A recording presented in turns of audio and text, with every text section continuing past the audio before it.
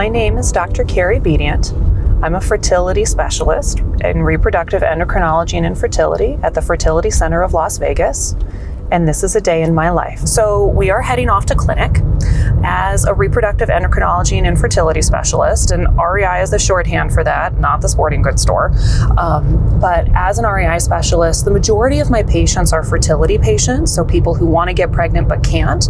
I also see reproductive endocrine patients, so think of irregular periods, PCOS, fibroids, crazy bleeding, and prolactinomas. All of those types of things are in my purview. And so mornings are procedure heavy. Afternoons tend to be clinic heavy with new patients and consults. Today I happen to be lecturing. I'm faculty at a couple of the different programs here, and a podcast late in the afternoon. So today's got a lot of variety to it, which is part of what makes this fun.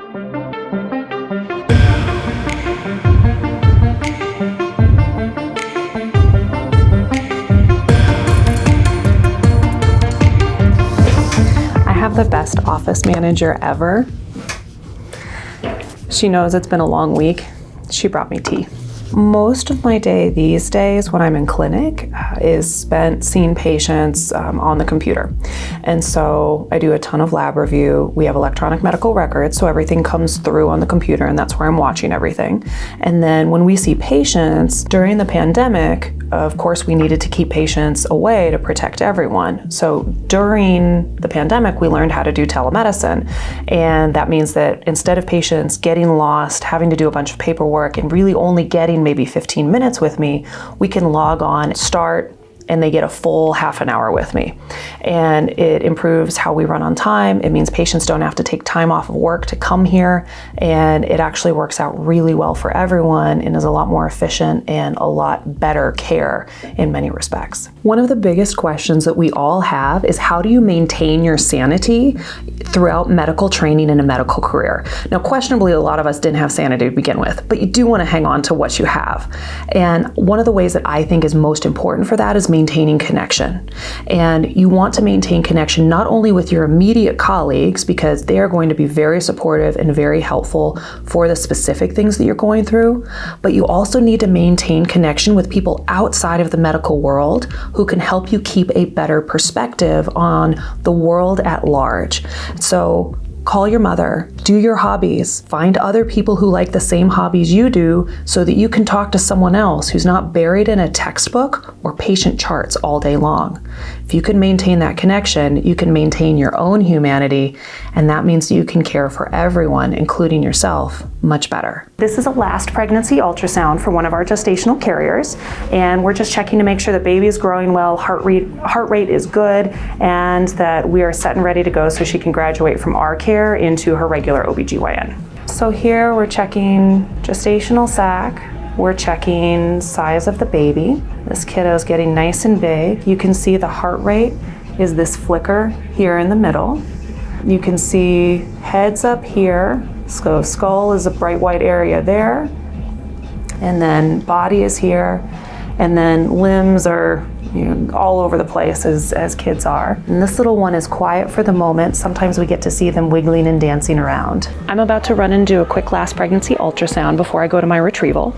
And at the last pregnancy ultrasound, we review any questions about medications, moving forward with her OBGYN, things she needs to know before leaving. And then of course, we always give them a last pregnancy ultrasound gift, because everyone should get a baby gift coming out of here.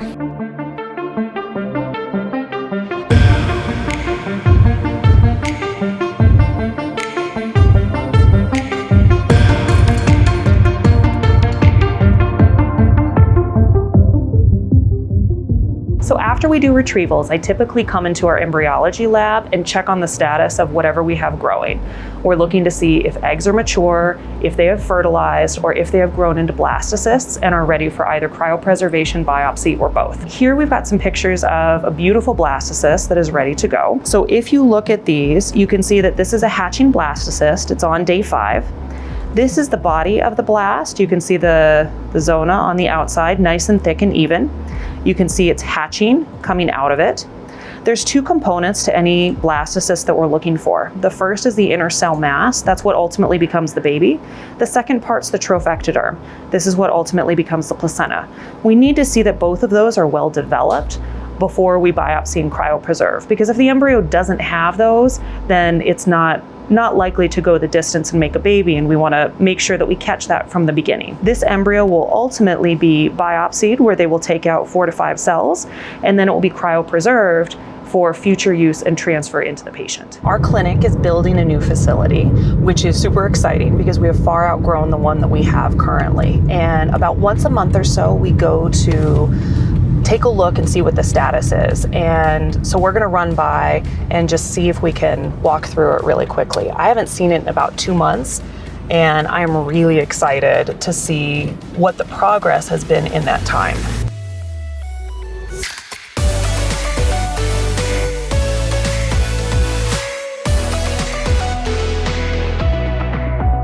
This is the first time I have seen our new building in about 2 months. And I'm super, super excited because this is going to be my home for the next really 20 to 30 years of my practice. I'm a partner, it's a medical marriage. That means that I'm here and now this is my new house.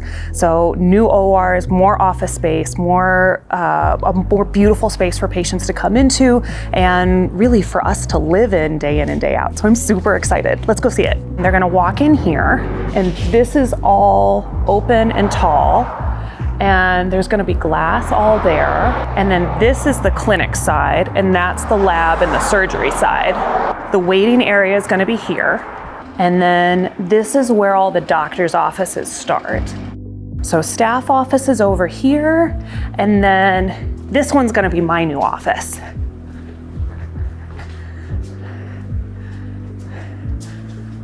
I even get a bathroom, which is super exciting because it means that I can change in peace without accidentally mooning anybody or flashing anyone, which I know this is Vegas, but we're not that kind of a clinic. And I get a beautiful window with lots of sunshine. I'm so excited. I chose REI because I always knew that I was going to be a specialist. The thought of having to know a little bit about everything like a general OBGYN or internal medicine doc needs to gives me heart palpitations. Can't do it. I need to know a lot about one's subjects. And REI appeals to me because it means that I can focus on the basic science with the embryology and the hormonal pathways. I get to operate and do procedures. I get to have longer term relationships with my patients and see them, in some cases, year over year to build their entire family. And I can teach, and the combination of being able to do research, surgery, clinical practice, basic science, teaching, all of those things is very appealing and why I chose REI. So we're at the University of Nevada, Las Vegas School of Medicine. I'm the course director here for the reproductive unit for the first year medical students. So we're going to give a lecture on menstruation and ovulation 101 to the first year med students.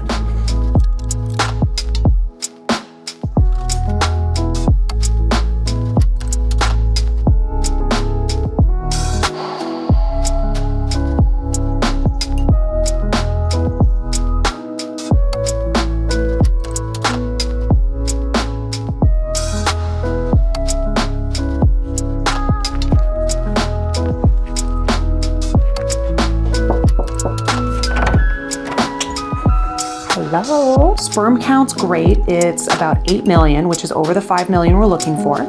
If you need an REI doc, the best way to choose that is first and foremost make sure that they're board certified. That means that they've passed both their OBGYN boards as well as their REI boards. You want to make sure that their success rates are good. You want to get a personal recommendation, ideally from somebody you know, about how the clinic works and what their comfort level was there. I think it's particularly helpful if the clinic is used to teaching at the student and resident level because that means that their communication is good.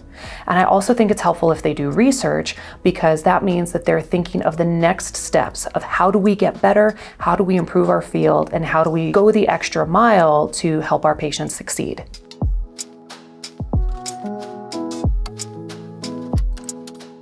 So I spend a lot of time looking at imaging, and ultrasound tends to be the primary imaging that I look at, as well as MRI, and of course surgical pictures and hysterosalpingograms.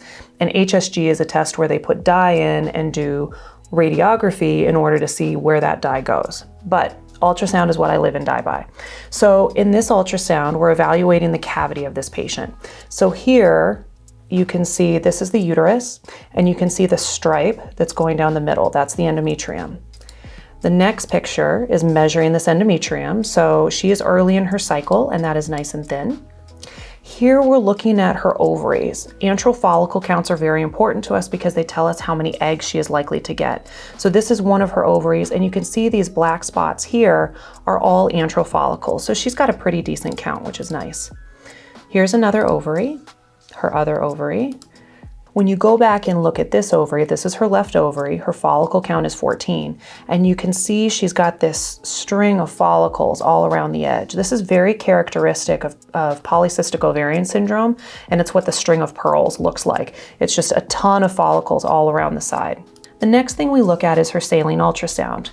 This is the uterus here in the gray. Black is fluid, so that's just saline that's been put in. What I like to see is this nice smooth line along here. What's starting to concern me is that this looks like there is something within the cavity.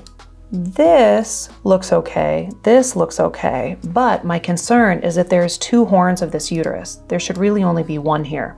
This picture shows that there are 2 horns of the uterus the best.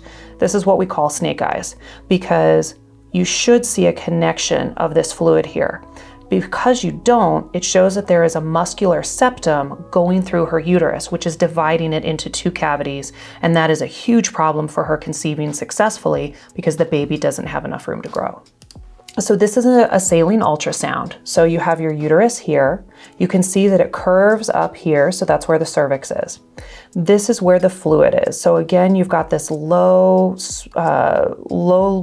border that looks nice and smooth. You have the upper border that looks nice and smooth, but there's something hanging out in the middle of the cavity here. That is holding true through additional pictures. And you can see that it is very clearly stuck in the middle of the cavity. The measurements aren't terrible. It's about 1.5 centimeters, but it's very narrow. This is most likely a polyp, and this will need to come out before she gets pregnant, and we will take it out through a procedure called a hysteroscopy. These pictures are hysteroscopy pictures of a patient who was found to have polyps inside of her uterus that we needed to remove. So this is starting to go into the uterus. You can see a little bit of the cervical rugations there. You can see fluid and a couple of bubbles there. This is going further into the uterus, and then this is where you can see the polyps are actually sticking out. This should be nice and smooth, and you can see that there's actually 2 polyps in here that are coming down. The saline ultrasound is good to determine if there's something in there or not, but it doesn't necessarily give advanced information of, is this a polyp or fibroid? Are there 1 or 2? And the definitive way to find out is to go in with a camera and look. So these are where those polyps are. And then here it's cleared out, although the pictures are less easy to look at just because of the post-surgical changes.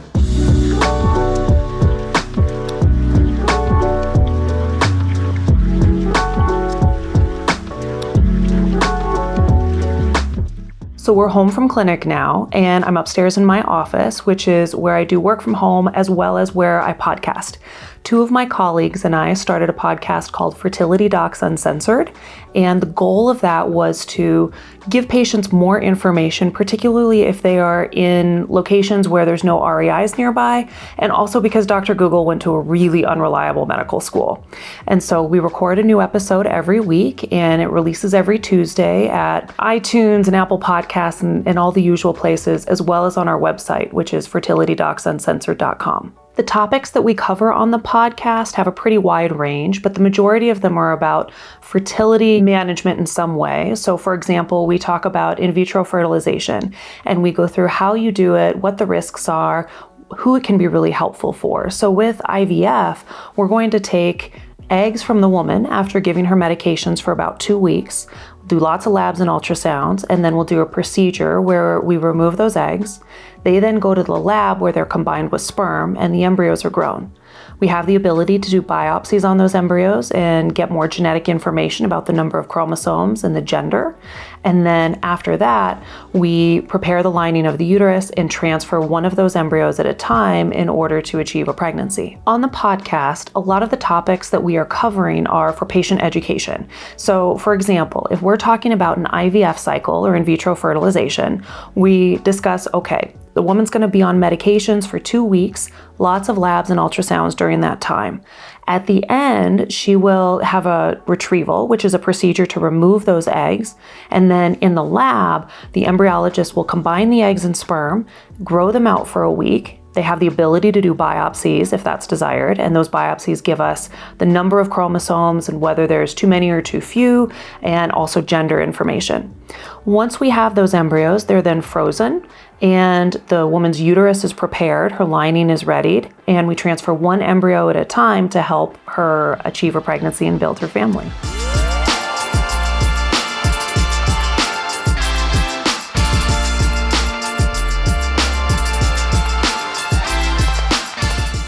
Lots of people ask how work-life balance is managed because I have 2 small kids, a husband, I'm a daughter, and a busy practice all on top of it with teaching and research, podcasting, and all of the things.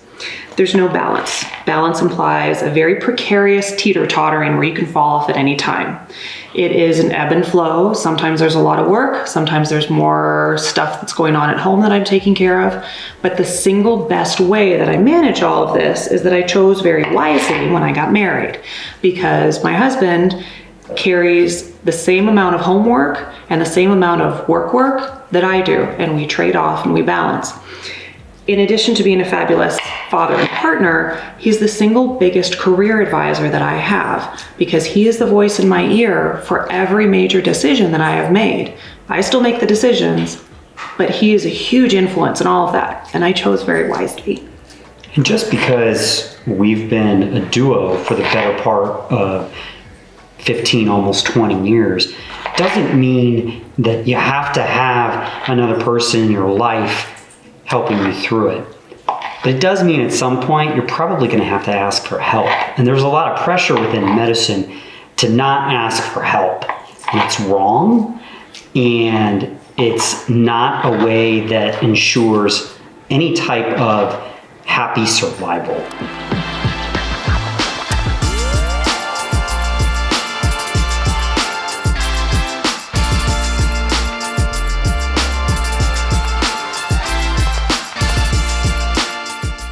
One thing to consider as a trainee trying to choose your eventual field is, do you like the bread and butter of that field? Bread and butter is what we do all day, every day. The things that you will repeat 5 to 10 times a day, every single day of the week. Because there's always going to be the exciting things, the zebras, the unique diagnoses or procedures that get you excited and get you thinking in a different way. But you have to be okay with the things that you are going to do all day, every day, because that's not going anywhere. Similarly, if you are thinking about lifestyle is important. You need to be okay with the general structure of whatever your specialty is. That said, it doesn't matter if you have the best lifestyle ever if you absolutely hate what you're doing, because you will be miserable and each day will take 10 years to pass, and that's no way to live a life or a career either. So it can be very worth it to take a less ideal lifestyle for something that you truly enjoy doing. One of the most unexpected things for me about REI was how much ethics plays a role in day-to-day life, because every field has their guide of their code of ethics and how they proceed, and first do no harm to the patient. But within REI, there are so many decisions that affect the life of a future child as well as their parents, particularly with respect to genetic innovation, that the question is constantly, not only can I do this, but should I do this? And so there are many conversations that occur on a daily basis of, is this okay? Is this appropriate? Is this something we should continue to do? And it happens within both any given office as well as the field as a whole. One thing to think about pre-meds, there's always something unexpected that happens. So for example, my husband and I met the second day of medical school. The rest was history. We've been together 18 years now. When we matched, we couples matched. And when we got our envelope on match day, it was not where we expected we were going to go. And once we got there, it was so clear that it was the right place for both of us, not just one of us, but both of us, that it was exactly how it should have been. You will have things that don't work out the way you intend. A test will go wrong, a course will go wrong, a rotation will not go as planned, a life decision or big move will not be what you thought it was going to be or what you planned it was going to be. It's okay. Everything is going to be just fine. Lean into it, roll with it. It will be okay. My name is Dr. Carrie Bedient, and this is a day in my life. If you would like to come see me for any fertility reasons, I'm at the Fertility Center of Las Vegas. Our website is fertilitycenterlv.com. The podcast that I host is Fertility Docs Uncensored. You can find us wherever podcasts are found, iTunes, Apple Podcasts, and so on. You can also find us at our website, fertilitydocsuncensored.com. If you need help on your path to becoming a physician, whether you're in college or in medical school, visit medschoolinsiders.com. Oh, there we go. Okay, shall we go downstairs? No. No. Where do you want to go? Oh, dude, stop. Stop.